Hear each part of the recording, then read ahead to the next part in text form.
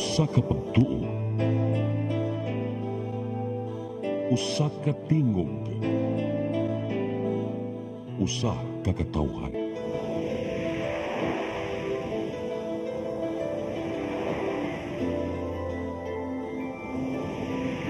Cebu Catholic Television Network.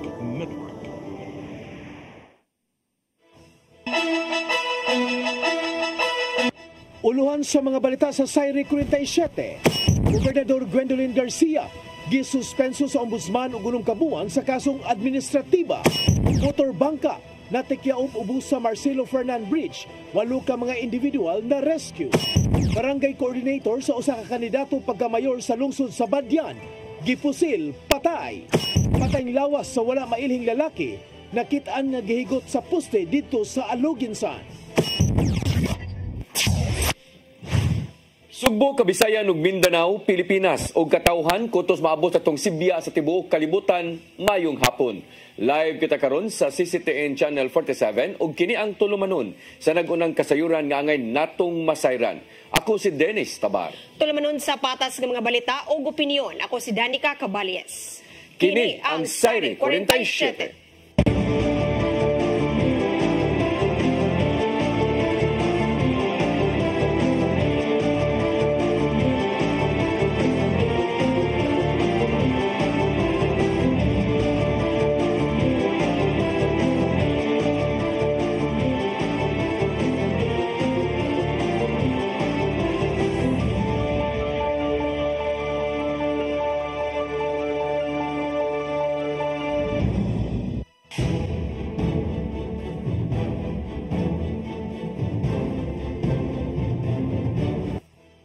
O karon sa kompletong detalye sa atong mga balita, gipaubos og unong kabuan nga preventive suspension gikan sa ombudsman si Governor Gwendolyn Garcia tungod kini sa gipasakang kasong administratiba sa usa ka Moises Garcia Diparini.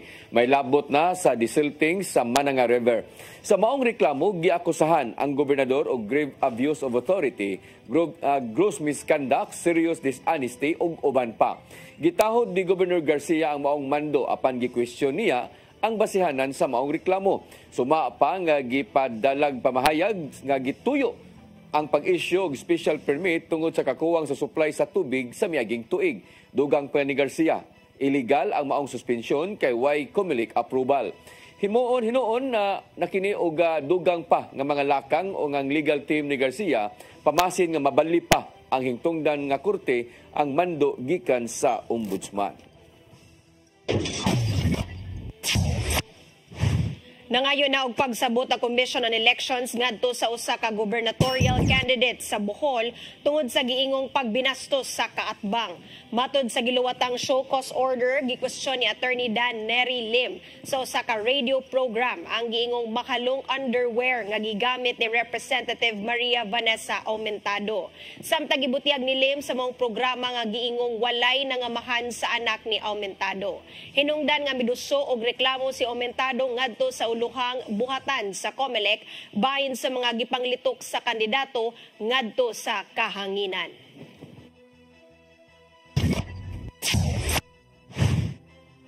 Pagpagandam alang sa umabot nga eleksyon karong Mayo 12 anaa na sa 90% sumapa sa Commission on Elections dinhi sa Rion 7. Adunay nagkadaiyang task force ang mga ahensya sa gobyerno aron masiguro nga hapsay ang pagpahigayon sa eleksyon. Ang kasayuran hihatod ni Gian Navarro. Dili mo menos sa 2 ka semana na lang ang nahabilin og may tabo na ang adlaw sa eleksyon 2025. May paambit ang Commission on Election 7 nga naa na sila sa 90% ang kaandam alang sa nagkaduol na nga midterm elections. Sumapa ni COMELEC 7 Director Attorney Francisco Pube nga masugda na ang deployment sa mga automated counting machines karong Miyerkules ngadto sa pipila ka bahin sa Central Visayas. Kini aron adunay maggamit sa higayong magpahigayon na og final testing and sealing sa mga makina sunod semana. Nagpabilin usab ang ilang monitoring sa ubang bahin sa rehiyon nga posibleng ipaubos sa election areas of concern. So, I would like to hope na di na ni mo taas pa. And hopefully, before the election day, maubos ni into green. So that everybody will have somehow a sort of a peace of mind and somehow everybody will be able to freely to exercise their respective rights. Samtang isiguro nila ang hapsay og malinaw nga pagpangandam sa eleksyon uban ang managlaing ahensya sa gobyerno. Gikatakdang i-activate kung buksan sa Department of Education 7 ang ilang election task force karong bispera sa adlaw sa eleksyon. Sumapa sa ilang head sa Public Affairs Office nga si Amarilis Villarmia nga anda moatiman ang maong buhatan sa mga concerns gikan sa mga magtutudlo nga mag-alagad sa ilang mga presinto.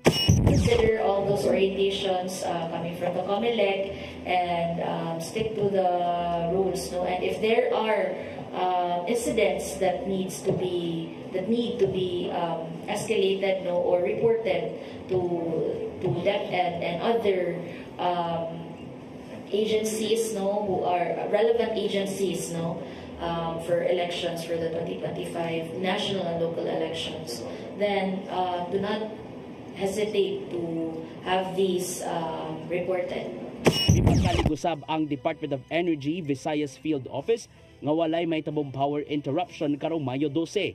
Matudusab di Engineer William Carido sa DOE Visayas nga dunay igong supply sa kuryente sa rehiyon aron kalikayan ang mga brownouts ngadto sa tag-satag sa mga presinto. Nakig-alayon sila sa mga electric cooperatives o mga pribadong power companies subay sa subsub din ang pagpangandam. So, identify na sila. In fact, ang ato ang mga electric cooperatives o ato ang mga private DUs, doon na sila yung mga teams na i-submit na mo, no? Kung kinsay mo duty o mga sila mo respond na yun kung doon na yung mga incident nga inana. Yung tayo mabuto sa transformer o sabay mga toward incident related to power. May pasalit ang mga ahensya nga sila magtinabangay aron magmanampuson ang yatangang adlaw sa eleksyon. Gian Navarro, CCTN News. Mandawi City Police Office ni padayag og kaandam kung mupatuman og yellow category sa syudad karong eleksyon. Sa kasamtangan, wala pay nadawat nga resolusyon ang buhatan kabahin sa desisyon.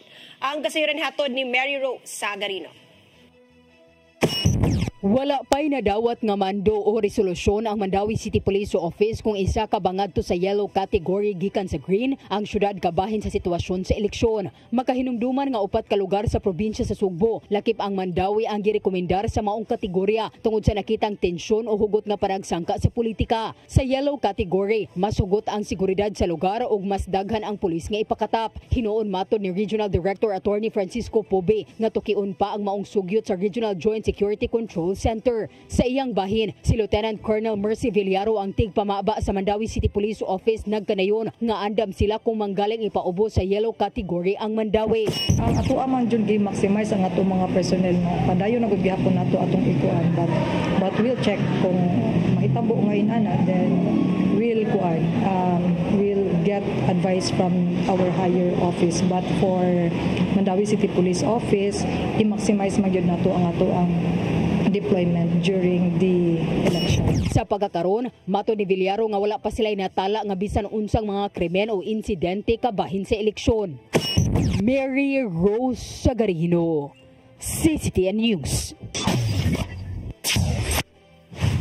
Mandawi City Police Office nagpahigayon og simulation exercise nangandam na sa posibleng mga insidente nga mahitabo atol sa eleksyon. Nitambong usab si Police Regional Office 7 Director Brigadier General Rodrigo Maranan. Ang kasayuran ihatod pagbalik ni Mary Rose Sagarino.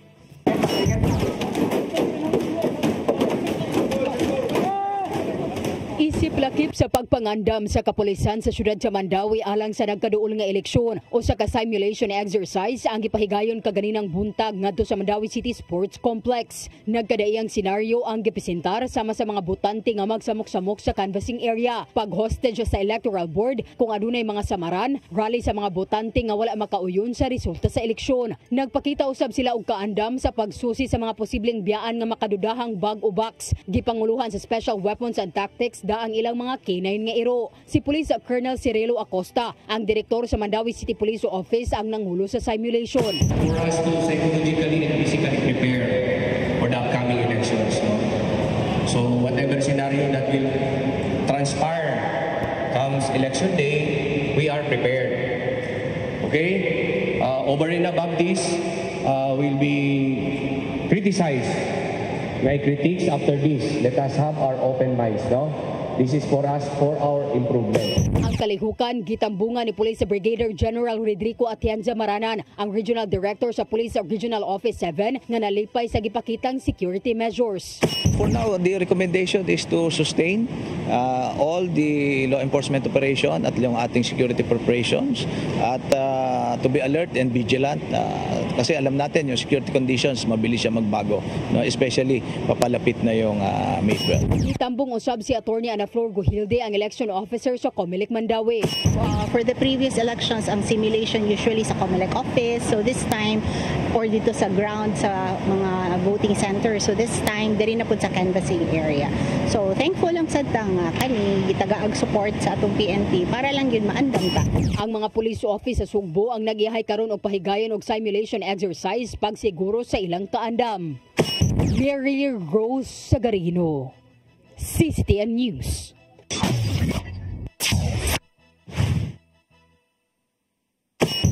Mosunod, motor bangka na tikyaob ubo sa Marcelo Fernan Bridge. 8 ka mga individual na rescue. Kana og daghan pa mga balita sa pagbalik sa Sayre 47.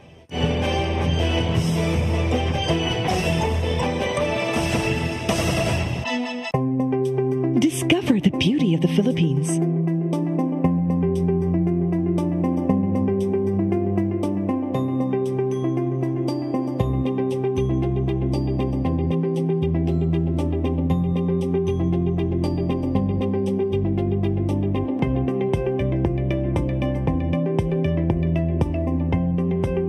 With Philippine Airlines, the country's flag carrier.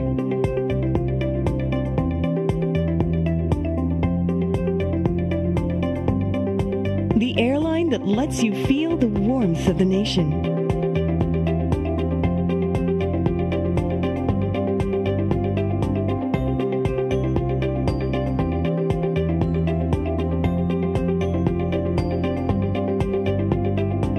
Mabuhay!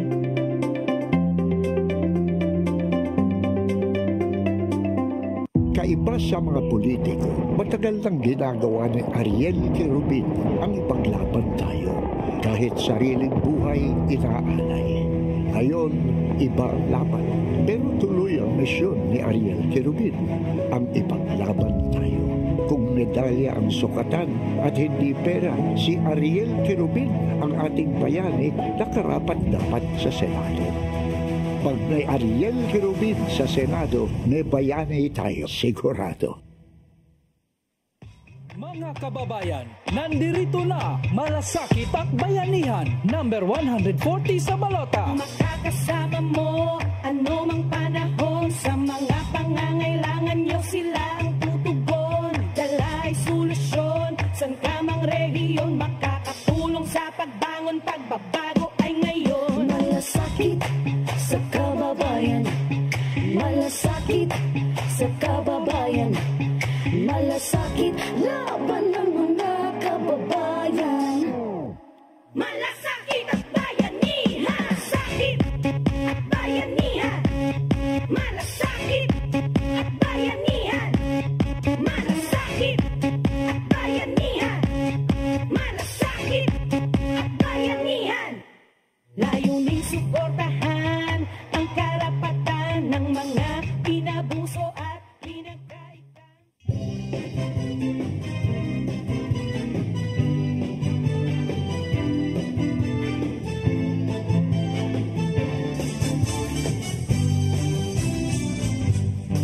This is our love, this is our community, see every dawn, meet our own family, embracing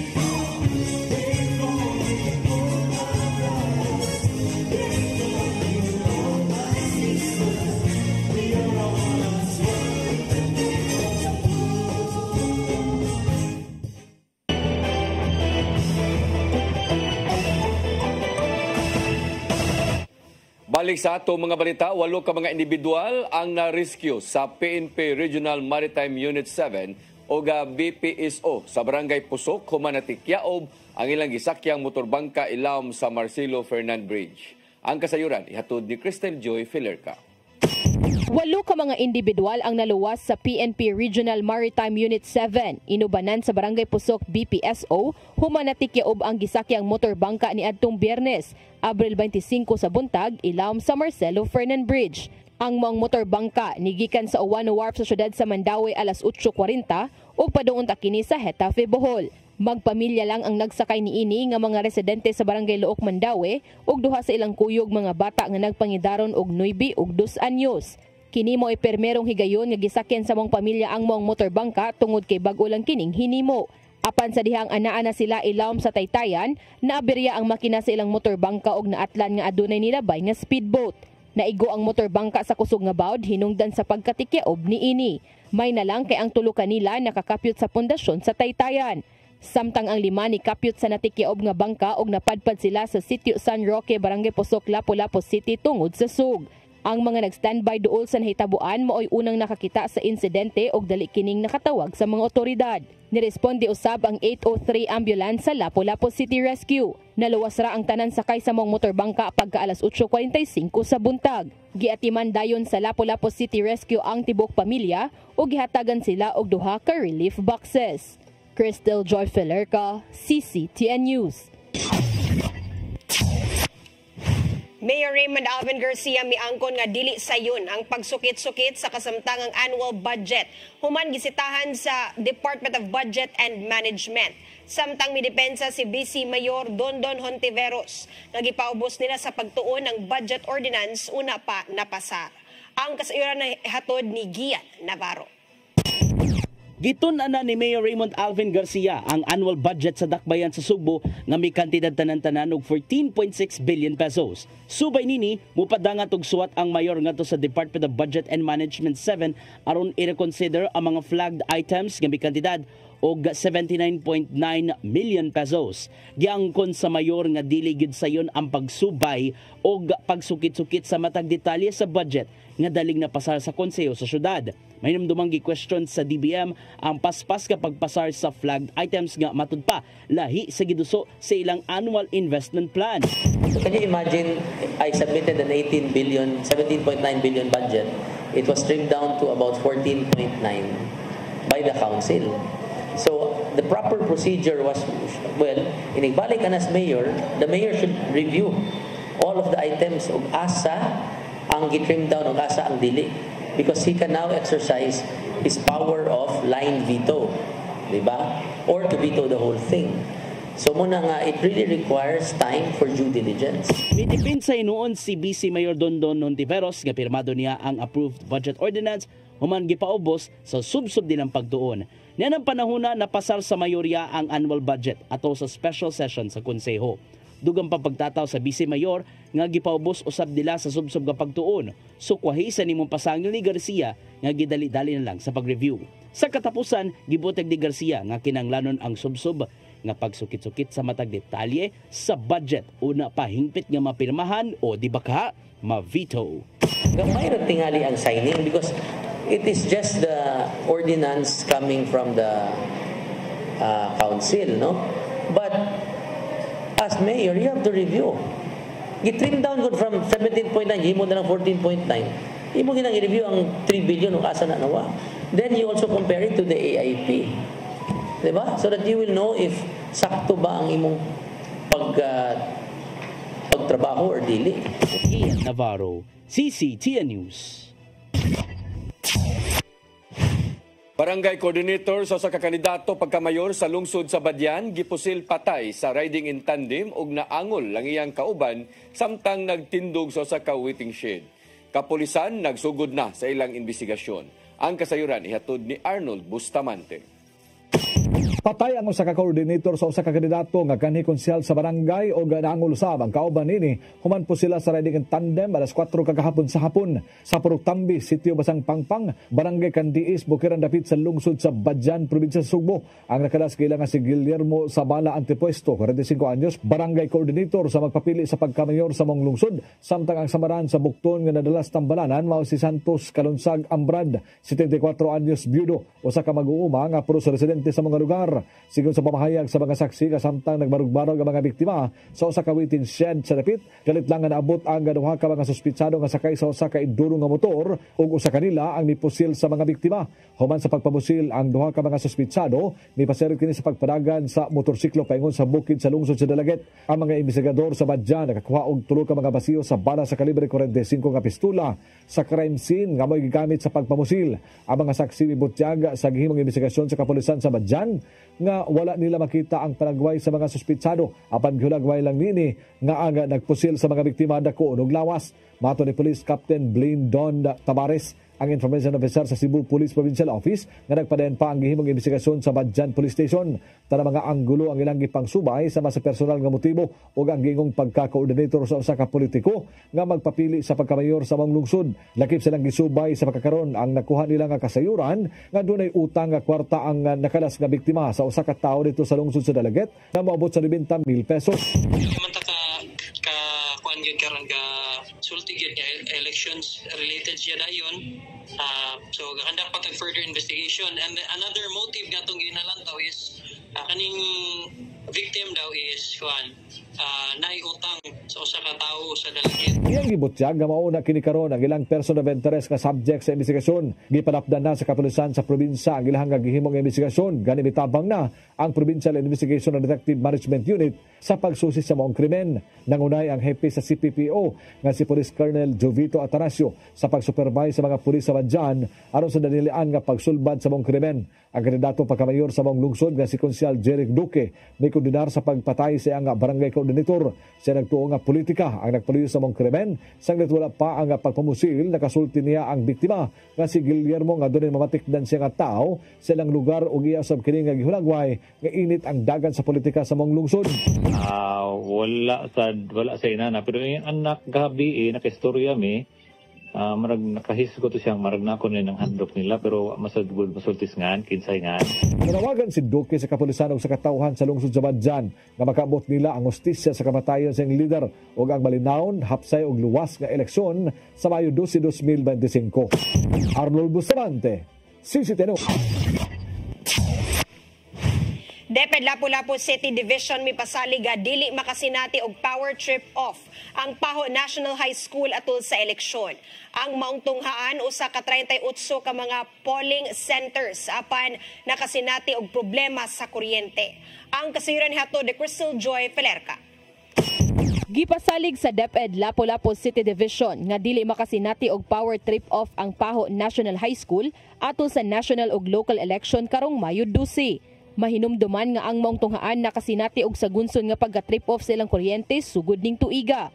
Butang kini nga gikabalakan sa principal ilabi na nga usa kini sa 38 ka mga polling center sa Dakbayan sa Lapu-Lapu. Matod ni Engineer Jonas Hakalan sa DepEd Lapu-Lapu City Division, kinahanglan nang i-upgrade ang breaker sa maong tunghaan tungod kay nagkadaghan usab ang gipanggamit nga mga aircon. Hinuon aduna nay gigahin ang lokal nga kagamhanan nga 500,000 pesos pinaagi sa Special Education Fund apan dili pa kini mapatrabaho sa pagkakaron tungod sa election ban. Aron nga masiguro nga way masinating problema sa kuryente, suga og mga electric fans lang ang gamiton sa mga classrooms ug way aircon nga paandaron atol sa adlaw sa piniliay. Gidugang usab ni Engineer Hakalan nga bisan og magsaksak og automated counting machine wa ra kini problema.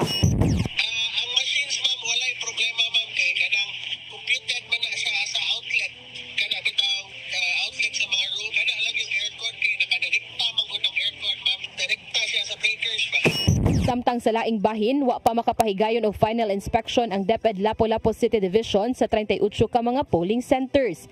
Apan matod ni Joel Duarte, ang Planning Officer 3, nagipahibaw na nila nga daan ang mga principal sa pagpaandam sa mga classrooms nga gamiton.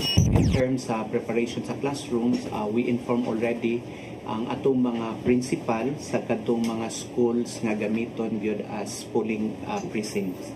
In terms sa arrangement, mga butang ilan ay padaplindaan, and then we advise already the school principal to check sa ilang electricity, sa connectivity particularly, especially katong mga outlets kay gamiton sa machine. No? Naghuwat na lang ang DepEd Lapu-Lapu sa lista gikan sa COMELEC kung pila gyud ka mga classrooms ang gamiton matag tunghaan. Tungod kay gawas sa mga clustered precincts, mugahin pa og mga classrooms nga gamiton isip priority polling precinct og waiting area. Crystal Joy Felerca, CCTN News. Gipaabot sa Department of Agriculture ang dugang panglagda gikan sa Commission on Elections o napamasugdan ang pilot implementation sa 20 pesos nga kilo sa bugas karong Mayo 1. Suma pa ni Secretary Francisco Tio Laurel Jr. nga gitugutan sila sa COMELEC nga makapadayon human nga wa kini malakip sa election ban. Apan magagad hinuon sila sa dugang pangmando gikan sa maong ahensya aron makapadayon sila sa uban pang mga dapit sa mosunod pang mga adlaw.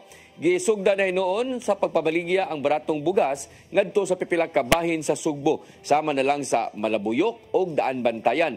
Nasayran nga gigamit sa mga LGU ang mga stock sa NFRIs gikan mismo sa warehouse sa Kapitolyo.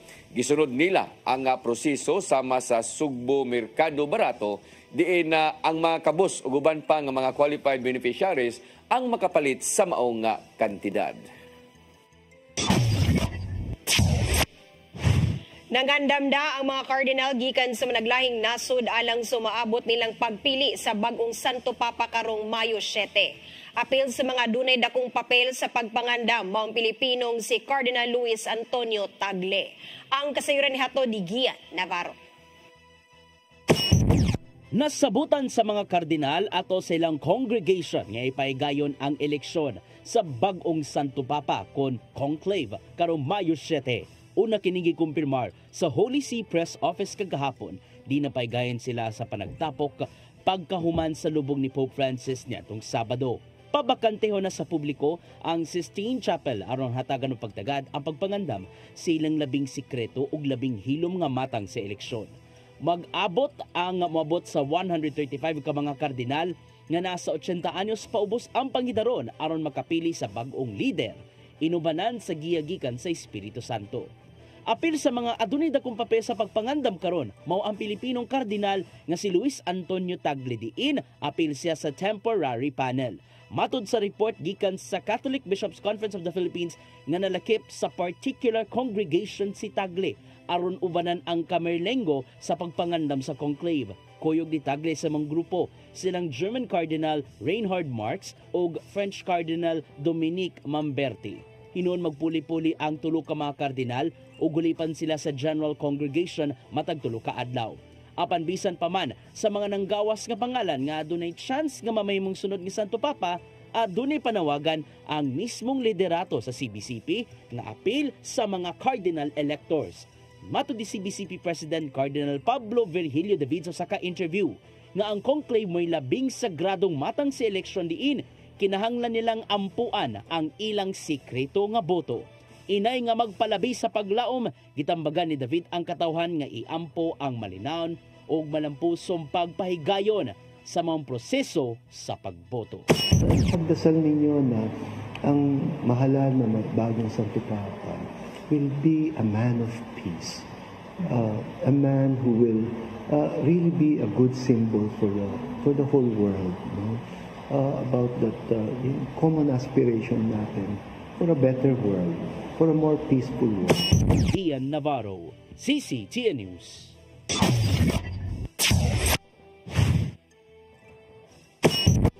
Musunod, patayng lawas sa wala mailhing lalaki nakit-an nga gihigot sa poste dito sa lungsod sa Aluginsan. Kanaog daghan pa mga balita sa pagbalik sa Sayre 47.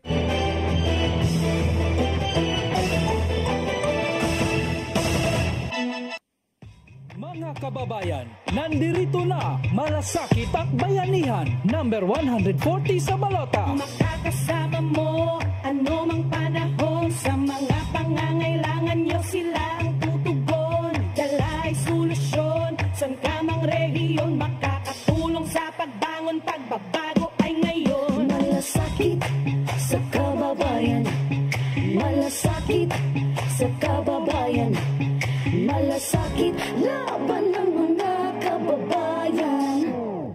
Malasakit at bayanihan, sakit at bayanihan, malasakit at bayanihan, malasakit at bayanihan, malasakit at bayanihan.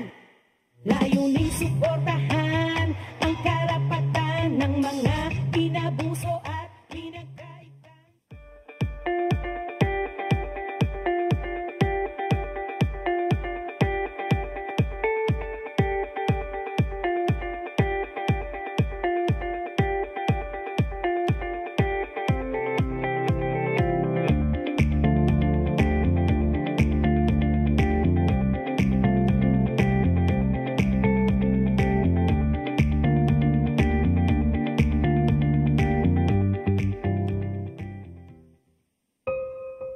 Di ko mutuog na Ginoo.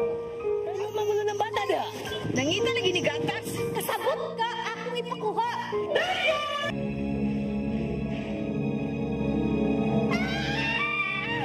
Ug naa sa unang Timoteo 3:15 nga ang iglesia sa buhi nga Dios mao iyang panimalay ug mao ang haligi ug sukaranan sa kamatuoran. Mayo! Kasi tayo! May hatag lang unta kong gatas para sa inyong anak. Basin kadahong ka nga, ikaw ang gwapa sa tibok kalibutan. Say reparation, Monsignor. Buhi kag laing bata aron mabayran ang imuhang nahimo nga dakong kasalanan.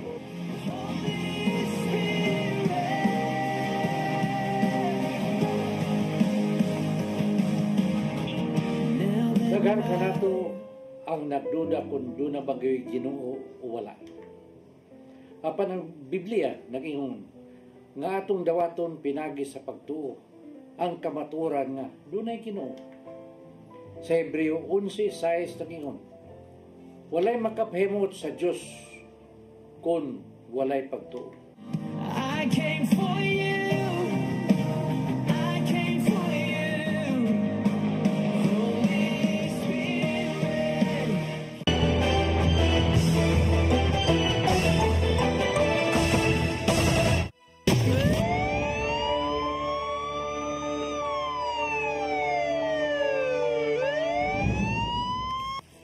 Balik sa atong mga balita, usa ka lalaki nga wa pa mailhi ang napalgang wa nay kinabuhi nga gihigot sa puste sa Sibico nga adunay samad pinusilan sa lawas dito sa Purok 3, Barangay Punay, sudlunong bahin sa lungsod sa Aluginsan, probinsya sa Sugbo. Usa sa mga nagjogging sa lugar ang nag-una nakakita sa patayng lawas sa biktima nga giputos sa itom nga sinina ang ulo. Paingon na sa iya nga naong o gaghigtan og plastik ang lawas niini nga gibalikos sa puste sa kuryente. Doon na usay nakasuwat sa karton sa iya nga uluhan nga huwag tularan drug pusher. Matod ni Police Captain Blaine Don Tabares, ang Information Officer sa Cebu Police Provincial Office, nga nagpadayon pa ang investigasyon sa Aluginsan Police Station pag-ila kinsa ang maong nga biktima. Department of Labor and Employment 7 ipahimangno sa mga politiko nga dili mo eksena atol sa pagsaulog sa adlaw sa mga mamumuo. Samtang kapin 4,000 ka mga bakanteng trabaho ang nagpaabot sa ilang job fair karong Mayo 1. Ang kasayuran hato di Gian Navarro. May pahimangno ang kadagkuan sa Department of Labor and Employment 7 sa mga politiko nga dili magpapapel sa Labor Day celebration karong Mayo 1. Maong gimanduan ni Dole 7 Director Attorney Roy Buenafe ang iyang mga sakop gali kayang muhimo og eksena ang bisan kinsang kandidato apil na ang mga incumbent elected officials sa ilang mga kalihukan. Gawas ga wala sila mihatag og imbitasyon, dili usab nila hatagan og lugway ang mga kandidato aron makahimo og bisan unsang gimmick at tubangan sa publiko. Tud kay gilikayan man sa ahensya nga masagulan og pamulitika ang mainungdanong adlaw sa mga trabahante. Kung doon na magani mahasumok dito nga politiko o kandidato, well, we will not give them role. No? So sa atong programa nga gihimo nato karon, wala tay invitation, wala tay role nga ihatag sa atong mga kandidato, ma-incumbent man, baliko na ko o dili incumbent. Usa sa mga dakong kalihukan ato sa adlaw sa mga mamumuo mao ang job fair diin dagsaon kini sa mga nangita og trabaho. Kapin 4,000 ka mga trabaho sa local ug overseas ang nagpaabot ato sa Labor Day Jobs Fair sa dakbayan sa Subo karong May 1. Ana sa 1,000 ka mga nangita og trabaho ang nakaparehistro ng daan sa mong kalihukan. Dili mo menos sa 43 ka mga local employers ang kumpirmadong mosalmot sa halapad nga job fair. Labing daghang mga bakanting trabaho nagagikan sa business process outsourcing kon BPO industry o gisundan kini sa mga retail o service sectors. Doon na naputay na rehistro nga mga bakante. It's already 4,000 plus local vacancies, no? Atong nakalap karon. Sa mga nangita og trabaho gawas sa nasod, adun nila ang job fair ang Department of Migrant Workers 7 sa susamang adlaw.